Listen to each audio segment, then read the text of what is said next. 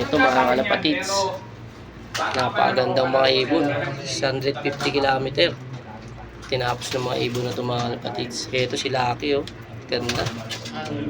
Nakapag-look visit din tayo kay Bogus TV mga kalapatids, isang malupit na pansier dito sa Dammam, Saudi Arabia. Ito yung kanyang look mga kalapatids, oh. Ganda, oh. Overlooking. Ito yung mga breeder niya, oh. Nice. Ayan, mga secret weapon niya mga kalapat, mga treasure. Uy. Yan, gaganda mga kalapatid. San si Negro? Yan si Negro. Paglaro na. Kasi pag sinabi kasing Saudi bird, talagang anuhan ko eh. Hindi dapat. Yan, sila ko yan eh. Pagpauwihan naman tao sa ako, yan lang rin nakasampo. Ganda na kanyang ano dito mga kalapatid. So, viewing area. Halos pareha sa atin.